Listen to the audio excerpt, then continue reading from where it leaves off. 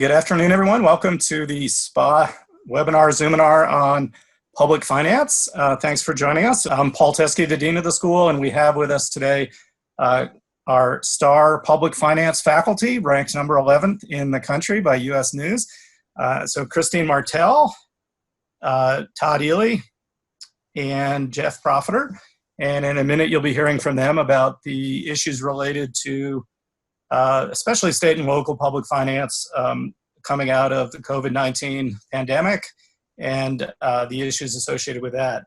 The way we'll do this is I'll start with a couple of introductory comments, and then each faculty member will talk a little bit about the high-level issues they see from this, and then we'll dig into some of the state and local more specific issues, and then just a couple of intro comments. First of all, some of you have seen this week, we have sad news from SPA, which is that former faculty member, distinguished University of Colorado professor, Peter DeLeon passed away. Peter had had a lot of health issues. He retired some years ago. His wife, Linda, was also a SPA faculty member and associate dean. And she let us know a few days ago about Peter's passing. There'll be some kind of, I'm sure, memorial service or services. For those of you who didn't know him, Peter was a lion in the scholarship in political science and policy sciences and policy analysis, and probably even a better human being than he was a scholar. So we all miss him greatly. And of course, the classroom 525 is the DeLeon classroom in honor of Peter and Linda.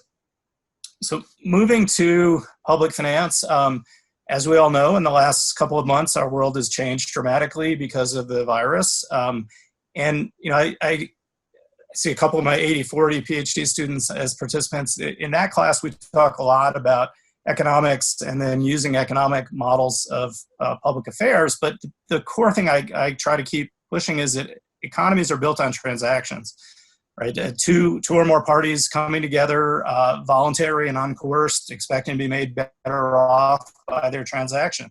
And there's billions of transactions that take place every day normally. But with the virus, people were unable, in many cases, to make those face-to-face or unwilling to make those face-to-face transactions. So all of that positive economic activity that would normally be captured in those transactions was lost. And related to that, governments tend to support themselves by taxing those transactions or other aspects of the economy, and that obviously has dropped dramatically along with the number of transactions that have taken place. So that's a fundamental problem. Certainly the biggest problem we face today is a public health problem, but very close behind that is an economic problem and a public finance problem that comes along with that pretty quickly. We won't spend a lot of time at the federal level, but as most of you know, the federal government has weighed in with a response to this, with a couple of the CARES Act in particular, but a couple of other additions to that send money to businesses, individuals, state and local governments, universities and higher ed institutions, hospitals, a lot of money. In fact, the stimulus that's already been spent is quite large. And there's controversy in DC about how best to do that and whether it should go more to business or more to individuals.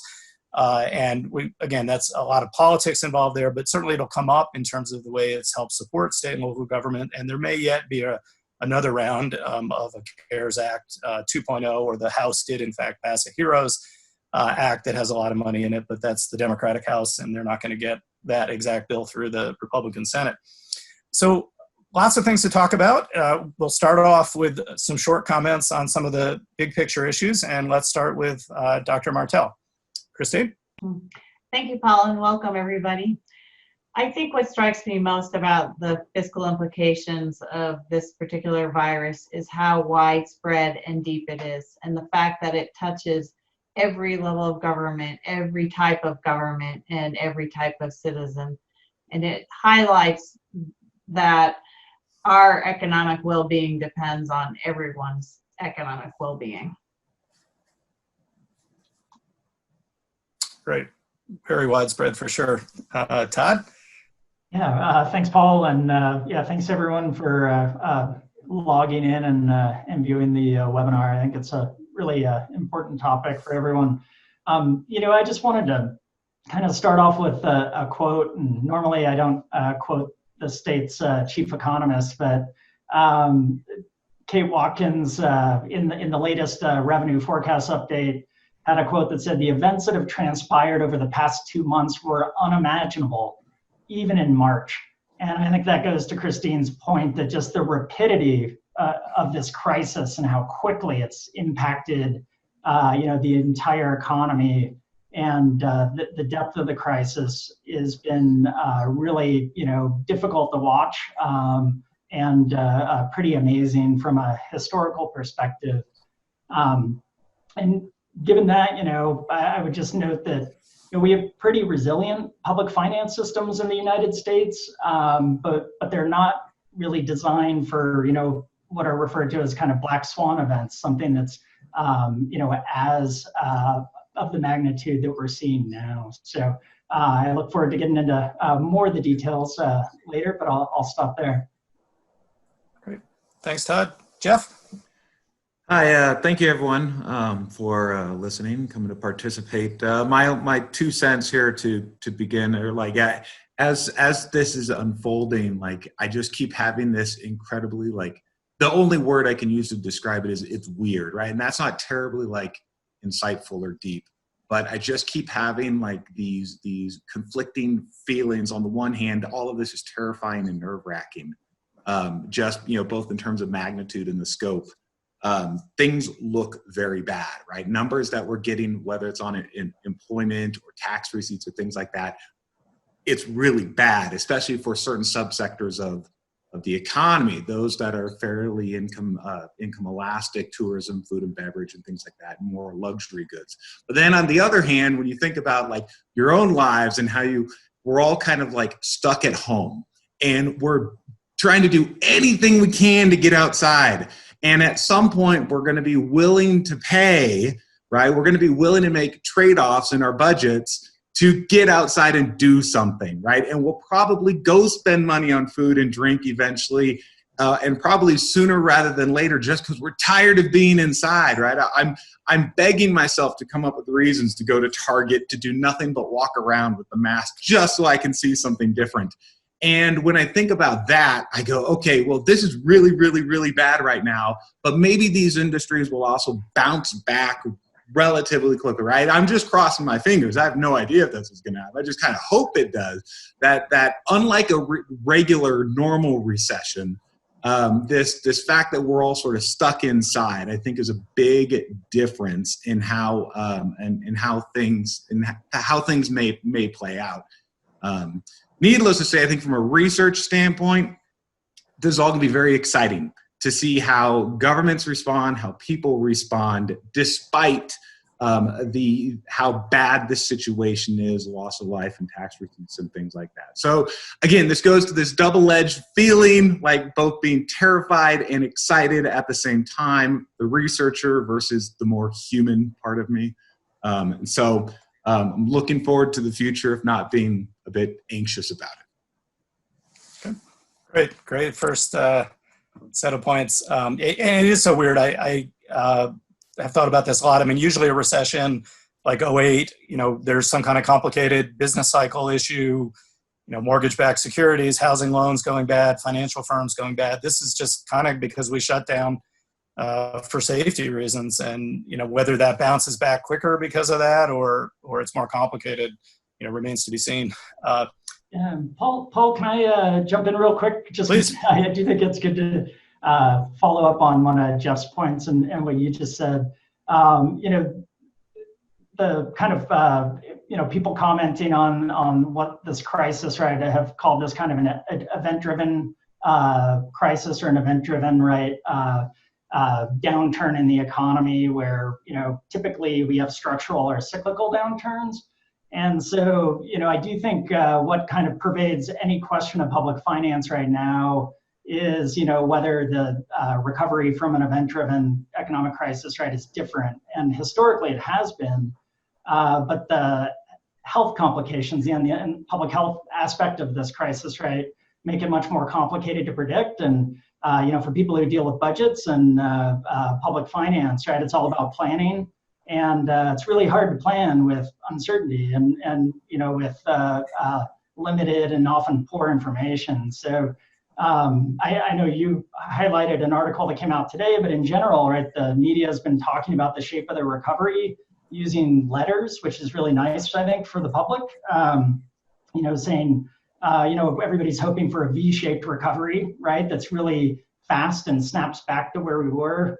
And then, you know, more and more people are saying, it's probably going to look more like the letter U, right? It's going to be a little slower, you know, as we turn back up. And that was a little bit more like the slow response to the Great Recession. And then the real concern, right, is the more complicated letters like, you know, the W, you know, where you get into kind of a double dip due to a resurgence of, you know, COVID-19. And so it's really, you know, an impossible task, I think, for, you know, the government decision makers to try to adjust their budgets and finances to a future that there is very uncertain still. And so, you know, they just have to pick a letter, right, and say that's what we're planning for, and you know, maybe have some contingency plans around if it goes the other way. And you know, that's what we're going to find out in the coming months. And just to piggyback off of Todd's point, some of the projections are looking at a square root function where there's a rapid V-shaped recovery for, say, 80% of the economy, but then a very slow tapered recovery for the remaining 20%. And that's one of the great unknowns of this whole scenario, is how is this COVID impacting the structural base of our economy in the ongoing future, and what will that recovery look like? Right. Yeah. So let's think about that for Colorado. So we know we're in a state that has a ton of fiscal restrictions, most prominently TABOR, the Taxpayer Bill of Rights. With 27 years of TABOR, we have become a fairly low spending state, low tax state compared to many others, at least at our income level. So there's some complexities there. We're also a state pretty reliant on tourism and hospitality and things like that. So Christine, do you want to suggest what parts of our economy have been hit hardest and maybe how that is affecting some of the way we collect taxes in Colorado? Yeah, sure. Well, as I said before, this is quite deep and wide. So the parts of our economy that have taken a hit include tourism, food and beverage, oil and gas, retail, agriculture. Those are probably some of the top ones, but we also have big industries in aerospace and financial services, and those are likely to take a hit too. In terms of the impact on the state's budget is approximately $34 billion. Of that, about a third is the general fund. And the deficit that's being looked at for the next fiscal year is $3.3 billion, which is about 25% of the general fund. So that's quite a steep decline based on what we had been running at our economy and what we've been expecting. And even compared to the Great Recession in 2008 and 9, this is a huge, huge cut. Similar to the general fund, the state's cash funds are down about 7% or so.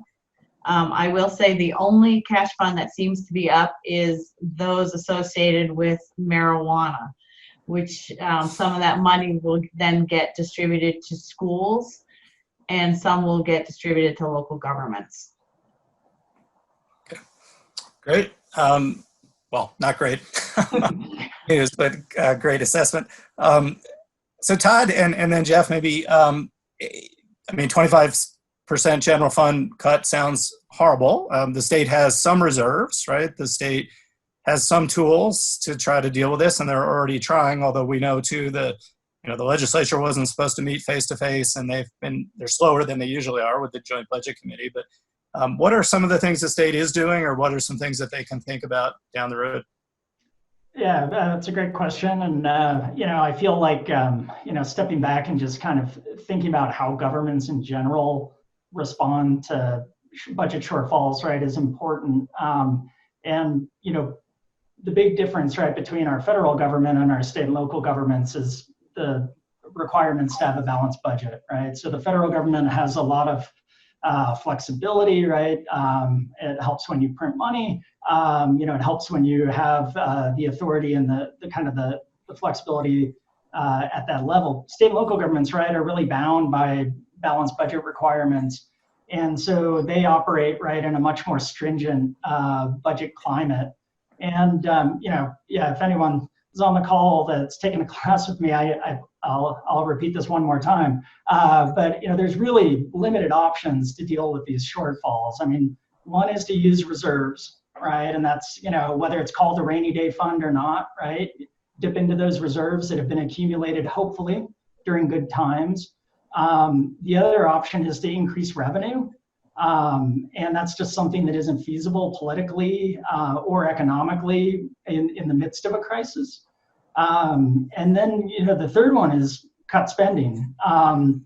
That's, Christine already mentioned some of the things going on, but it's especially difficult because the demand, right, for government services is counter-cyclical, right? So as, the economy, is degraded, right? There's higher demand for services like unemployment insurance, food assistance, those types of things. So cutting spending is also really hard, right?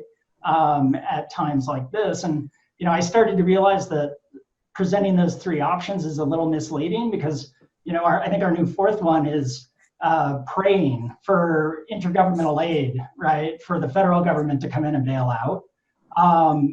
Or, I guess the alternative is really lobbying, for those changes. So, those are really the options. The reserves you can't really do anything about now except spend them down. And the challenge there is, since we don't know what the recovery looks like, how deep do you dip into reserves, not knowing what the next year is going to look like in 2 years from now? So, definitely tough choices being made. I urge people to go look at the Joint Budget Committee's website, and you see the types of decisions they're making right now. And some of the quotes in the press from the members of the General Assembly have shown how tortured they are making these decisions that they know get rid of programs that are really meaningful, really important, and were hard-fought wins in past times when the economy was better.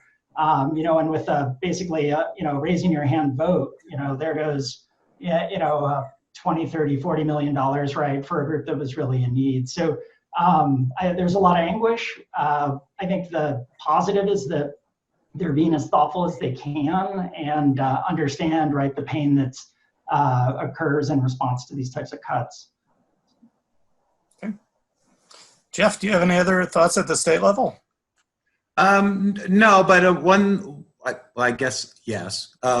It was more just thinking about the intergovernmental aid question or issue, and I'm not sure how much this definitely doesn't come up in my 80/70, but periodically talk about it. 5004. The sort of economic effects of intergovernmental aid, the stickiness of these things, or the potential stickiness. In more general terms, we call this crowding out versus crowding in. And you may have heard or been familiar with the idea of the flypaper effect. And even though that applies, at least in theory, to only a specific type of grant, it still doesn't change the fact that grants, from higher level to lower level governments, change state level, lower level government budget setters' behavior, right? And how they decide things. And that could be through a crowding out mechanism or through a crowding out.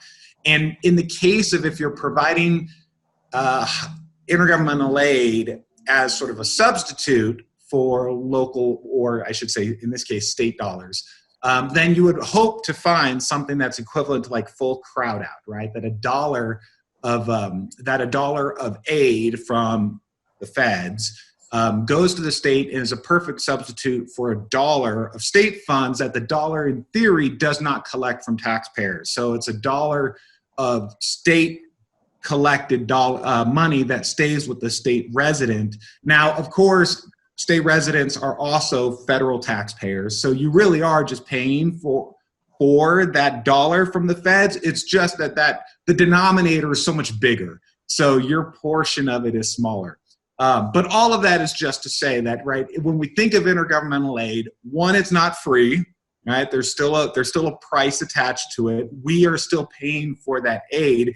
It's just that it's a much smaller fraction, so we're less likely to care, less likely to pay attention. But that's one dimension. The other dimension is, budget setters. If you're not like benevolent, we're fully informed, and we have all these theories and models that help explain how budget setters react towards intergovernmental aid. You may actually be like growing intergovernmental aid, maybe increasing state budgets into the future beyond sort of this crisis right now. And most research points to that as a possibility. So we always have to sort of keep that in mind. Is aid sounds great, right? But in the long run, it may not be great. And that really is a function of sort of the benevolence and relative myopia of lawmakers. And I don't really blame them for embracing intergovernmental aid and wanting it at this point, because politically, it's a no-brainer, right? And it's just really hard to avoid the economic sort of consequences of accepting aid and then turning yourself into a computer and turning off the human aspect of budgeting in order for it to be fully crowded out and not to lead to an increase in the general in the general budget in the long run. Great. Thanks, Geoff. And to be clear, at the state level, my understanding is that most of the funds come from sales tax and income taxes. Obviously, sales taxes are hit hard by the lack of transactions. Income tax maybe takes a little longer to show the hits. What other kinds of funding do you see drying up, and how is that affected by this crisis? Christine or Todd, maybe? Yeah, it's a great question, Paul. The individual income tax, I think, is about over 60% of the state general fund revenue, and so highly responsive, right, to the economic downturn. Sales and use tax is about another 27%. So you're talking about 90%, right, of the general fund coming from two sources that aren't nearly as stable as the property tax that's used, more by local governments in the state. Some of the other areas that I think are important to think about, the oil and gas industry has been hit really hard, arguably with both supply shocks, right, through some international issues, right, global issues, but also the demand shock, right, just from people staying home and not driving and less economic activity. And so, for Colorado, what that means is there's an expected drop in severance taxes, of about $100 million, which is, quite sizable, just due to reduced oil and gas activity. So that I think is probably, in addition to income and sales, that's another area, right, that is, going to be heavily impacted. And not only is it the severance taxes, right, but the lost jobs in the oil and gas industry, of course, also affect, the income tax side and corporate income tax. Okay. Christine, any thoughts on that, or also maybe how Tabor affects Colorado's response? Well, let me just segue for a second. I want to follow up on what Todd was saying. So not only are the revenues coming in lower, as has been mentioned, there's a counter-cyclical effect. So there are more demands on the public sector at this time in terms of unemployment insurance, which is ultimately paid by businesses. So that reduces their profit earnings. You have increases to Medicaid and increased need for food assistance. Plus any new bills that were passed in the legislature last year need to be funded. So there's almost a double hit to the budget because you have a decrease in revenues and an increase in demand on that more limited supply. Tabor probably isn't going to be too much of a concern this year because we're going to be far below the Tabor limit. Certainly there will be no refunds. I did read something that if we get too far down, then something kicks in, but I'm blanking on what it is right now. So let me just wrap it up there. Okay. Yeah, Paul, I can jump in just really quickly with on the Tabor side. And for everybody who's listening, I know definitely for international students, the Tabor right is our taxpayer bill of rights in Colorado, and one of the more stringent tax and expenditure limits in the country. And Christine and Paul have done good research on this, but the Tabor implications, some people look at it and say, hey, we're already a lean state, right? Fiscally, our spending's low, so we should be in better shape, right, when something like this happens. The flip side of that is that it's a lot harder for the state of Colorado to create a meaningful rainy day fund because in good years, right, where you do have surplus, it needs to be returned, right, to the taxpayers rather than put away for a rainy day. And so, the legislature, I think, has struggled with that over time. And so to some degree, maybe we're not as prepared as we would be because we weren't able to set aside, right, excess funds for the emergency. The other thing I would just mention is that, the effect on local governments that haven't had override elections could be really problematic in the long run. The state, not so much a problem for, the foreseeable future, but local governments that didn't debruce may have real problems with the ratchet down effect with the drop in revenue. Okay, great. Well, with that, that's a good segue into local government, where some of the challenges are similar, but others are kind of different. As you mentioned earlier, Todd, the source of taxes is not exactly the same, and property taxes play a much bigger role. And Geoff, I noticed so far when I look at Denver area real estate, it doesn't seem that prices are dropping very much or very fast, although they might. But what are some of the implications that you see for housing markets, property tax, and those kinds of issues at the local level? Yeah, this is another one of those super weird things about what's going on. It's like you alluded to in your beginning talk, Paul, the importance of transactions, right? And housing is probably like this sort of textbook case where we try to describe people engaging in transactions.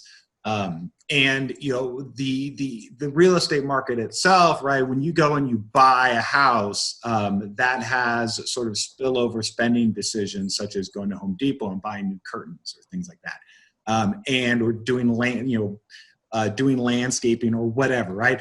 So to have that sort of grind, it hasn't ground to a halt. That's the thing. Like for a while, real estate agents could still show houses, and then that stopped.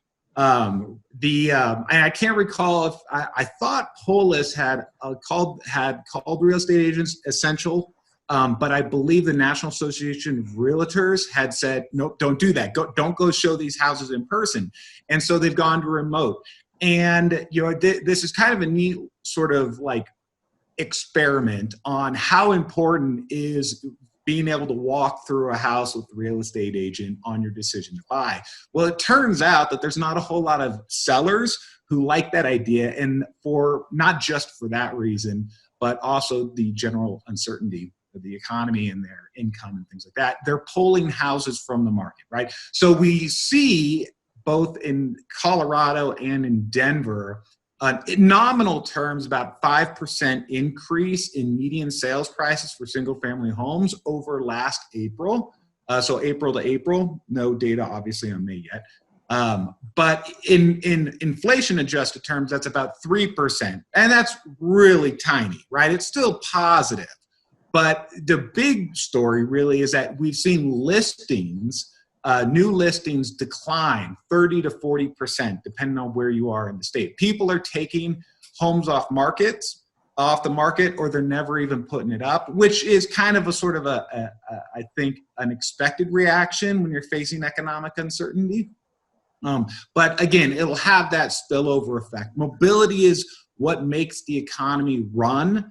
And when you stop that mobility, right, it's no different. You're clogging the market in a very similar way to like you're clogging your drain after you wash your hair or something like that. And everything just comes to a grinding halt. And it's frustrating, right? But at least because the implications of this, what's happening in the real estate market is that you'll have the government collects fees from transactions. Now in Colorado, there's constitutional limits on real estate transaction fees. So local governments have implemented these documentation fees.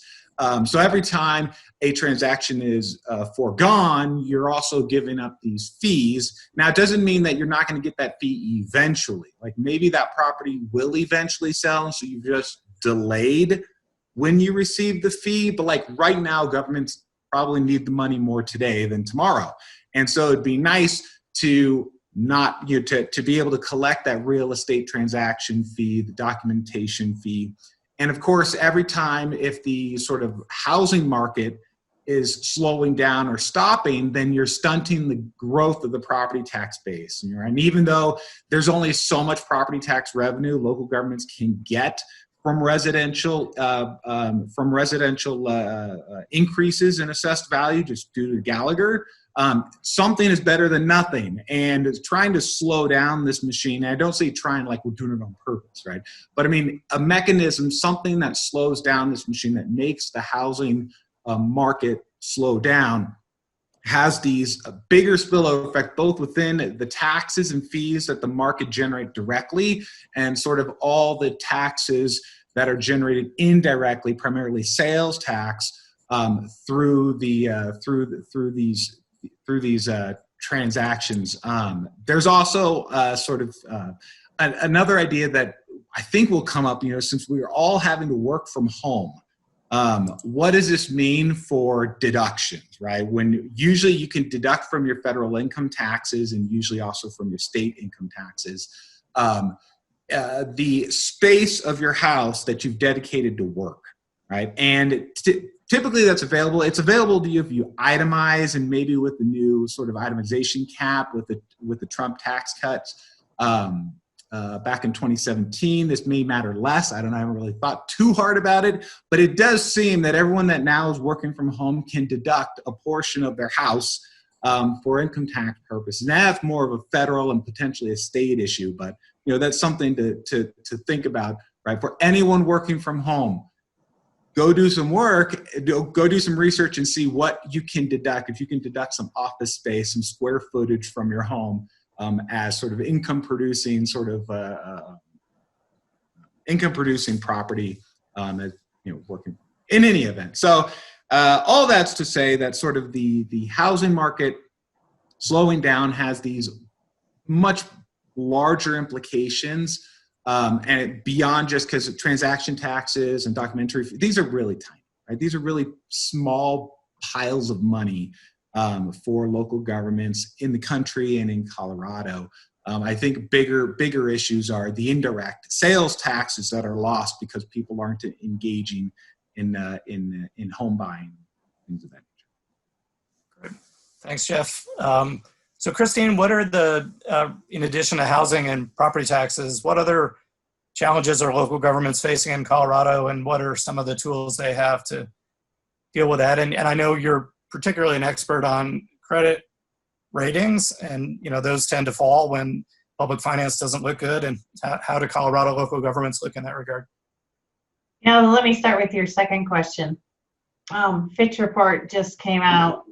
Fitch Ratings just came out with a report that approximately 20% of state governments and 32% of local and regional governments have had some kind of negative credit action. So of those, about 80% are a negative watch, meaning the credit rating agencies are paying attention to the subnational governments. And in about 20% of those cases, there's actually been a rating downgrade. Of course, the rating is inverse to the interest rate. So when you have a lower rating, the city or the state government will pay a higher rate for debt. The federal government, this is sort of a second point, the federal government has provided some liquidity to local governments. This might be a lesson learned from the Great Recession of 2009, where local governments couldn't access bonded debt in the market. This liquidity facility that's set up this time through the CARES Act is to provide short-term funding to the municipals with the anticipation that they'll then bring in property tax revenue or other kinds of revenues down the road. So it's a stopgap measure, not a long-term debt issue. In terms of some of the other issues that cities are facing is how to manage this huge crisis. So they've, just like the state, the local governments have lost anywhere from 12 to 25% of their budgets already, and they're looking at scenarios of up to 60%.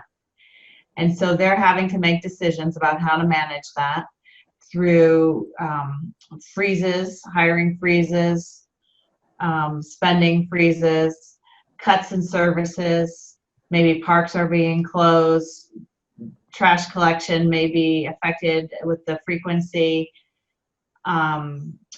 In addition, they're probably having to pay for extra costs associated with COVID. Eventually, it's going to get to the point where capital decisions are going to be delayed, if not put off indefinitely. There will be personnel cuts at some point in time, and we're already seeing that through certain entities in the public sector. And you know, down the road, maybe some more serious layoffs. So those are some of the areas that the local governments are affected.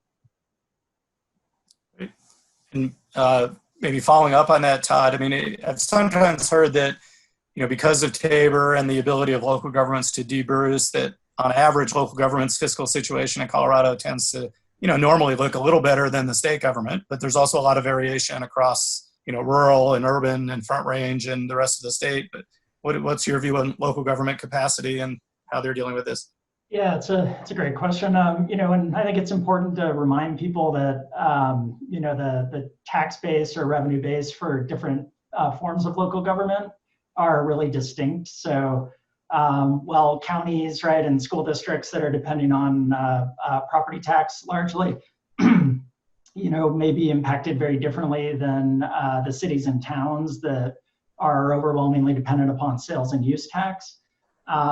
So, you know, the real fear, or, you know, one of the real scary points, I think, is, you know, if retail doesn't come back, then sales tax, right, doesn't come back. And so kind of the future of small business, right, is really important.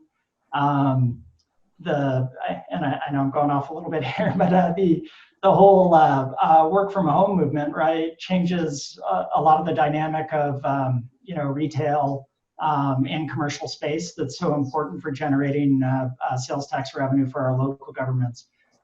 In general, you know, Colorado local governments tend to have fairly sizable reserves. And so that, you know, that'll help temporarily. But there are, you know, some tensions. Geoff mentioned Gallagher earlier. And there's really bad timing this year where it looks like there's going to be a squeeze on residential property taxes, meaning the governments that are entitled to them cannot collect as much from residential property owners. And the timing is terrible, right? And of course, the systems aren't, you know, there is no plan to adjust something like Gallagher, right, for a pandemic. So I would say, you know, the reserves tend to be healthy, but everybody's going to be taking the same steps. I mean, we've seen furlough activity in Broomfield, Boulder, Aurora, and some layoff activity. Nationally, you know, state and local government employment has been the slowest to be hit, you know, through job loss, but those numbers are starting to tick up. And, you know, the plans are being made there. You know, just for Denver specifically, I mean, they're looking at about a $226 million budget shortfall for 2020.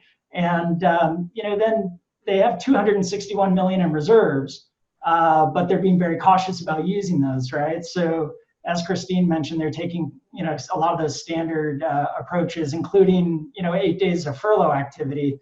And, you know, people at our university are becoming increasingly familiar with furloughs, but, you know, it's an important tool for government, right? Where you're not laying someone off and you're not giving them a temporary pay reduction. You're actually reducing, right, the amount of time that they work and getting the wage savings from that. So that's happening in Denver. Some of the really visible projects are being postponed, like Christine mentioned. Putting off capital projects. The National Western Center, Denver just announced that they're holding off on a couple stages of that project in order, because of the lodgers revenue, right? Hotel revenue, hotel activities dropped by so much, and that's what backs the funds for that project. So pretty much standard responses so far, but it's only going to get harder and harder if the economy doesn't pick back up and provide that sales tax revenue for cities and towns. Great. Geoff, I wanted to ask you, we all, or maybe not all of us, but most of us, I think, are missing sports along with everything else while we're at home. And there's talk of some of the sports teams coming back, but probably just playing no fans in a kind of TV kind of setting. What effect does that have on local government finances? So again, back to super weird, right? You would think that like a pandemic and the resulting budgetary cuts and all the public finance chaos that's going on would have stopped, right? Governments from throwing money at sports, right? But I mean, this is just a testament to how important, maybe, I guess if I wanted to give it a benevolent interpretation, how important sports are to people, that lawmakers are still willing to try to support them in some way, shape, or form. You could also argue maybe they just, owners have a lot of political capital and et cetera, et cetera, et cetera. All that to say is like, it hasn't really, like, it hurts, but it really doesn't hurt that much. From a public finance standpoint, let's ignore subsidies for a moment. Like, obviously sports generate tax revenue, but the typical argument is that the sort of tax revenue that the sporting economic activity generates is just substituted from some other economic activity. So by that reasoning, if there's no sports, you would just spend that dollar doing something else. Well, it turns out that if there is no substitute because everything is closed, then you can't, again, really blame it per se on a lack of funds, lack of tax revenue being generated due to the absence of sports, right? It's really due to the absence of everything. But at the same time, governments are still giving money, or at least appear to be willing to giving money. York County in South Carolina a couple weeks ago, for an NFL practice facility, approved $1 billion. Or their share of the subsidy is about 25% of that. $250 million for $1 billion practice facility, right? $250 million coming from public funds. That's absolutely incredible. Let's ignore the fact that it's a practice facility, and let's focus on the fact that it's in the middle of the pandemic in a relatively, we're not talking like a robust corner of the American economy, York County, South Carolina, that they're still willing to provide such a huge amount of money to a sports team for a practice facility. Christine mentioned before credit rating issues. Atlanta and Georgia both back bonds for State Farm Arena in Atlanta, and Moody's has. Last I heard, they were looking at downgrading these bonds for this sports facility, and again, they're backed by rental car fees and lodging fees, which still blows my mind in this day and age that we haven't learned to devise a tax on like Airbnb instead of hotels, right? Because most people nowadays, I mean, I don't want to say most, but a large chunk of people don't go to hotels, they go to Airbnbs. With Airbnbs, you don't have the same sort of tax structure facing those sorts of lodging choices as you do with hotels and whatnot. So, and when I've looked at I'm doing some sort of COVID-related research right now on Airbnbs, and that I'm surprised to find that prices have fallen with Airbnb asking prices, but not by nearly as much as I would have expected. We're talking only a couple of dollars on average for listings, and it's only slightly less in cities with sports teams, which again, that doesn't really mean anything when there is no sports to begin with, right? So there's something else going on there. But it's more this fact that there's only it's only a couple of dollars. People have the supply, the seller response to the declining sort of tourism thus far, anyways.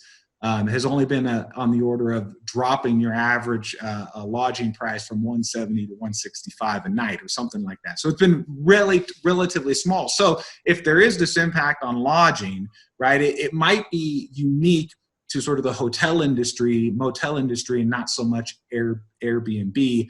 This is more just a commentary on, I don't know why we keep using hotel tourism, quote, tourism taxes to back. I mean, I get why. Politically, you want to export your tax base. But when things like this happen, everything goes to hell. It doesn't work out terribly well, and you have to cut, or in the case of the stock show building, basically stop this grand master plan, which, of course, we can question the wisdom of that investment anyways. We have things like, the Sacramento Kings, they're charging the state of California $500,000 a month to use an old empty arena as a makeshift hospital. Of course, that part didn't make it into the news. The more, hey, I'm doing this for the community, that made it into the news. The Oakland A's have stopped paying rent to Oakland Alameda Coliseum because they said, well, there's no revenue being generated, so I can't pay rent.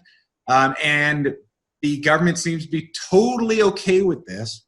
Whereas, of course, if it was a non-sports tenant, usually, we're not going out and saying, hey, no, everyone stop paying your rent. I haven't heard that, right? I've heard, hey, you should pay rent. It helps the economy going. And yet if it's a sports team, especially with billionaire sports owners, it's like, okay, that's okay. So all that's to say, like, sports, I figured that what was happening in the world would have made our reaction, the governance sports interaction relationship, somehow fundamentally different. But it turns out not even a pandemic will change sort of the dynamic between these. I'm still crossing my fingers and hoping, but they're still asking for bailouts. Sports teams aren't asking for bailouts. Lakers got some CARES funds through the employee protection, right? They got $4 million. I think they subsequently returned it after some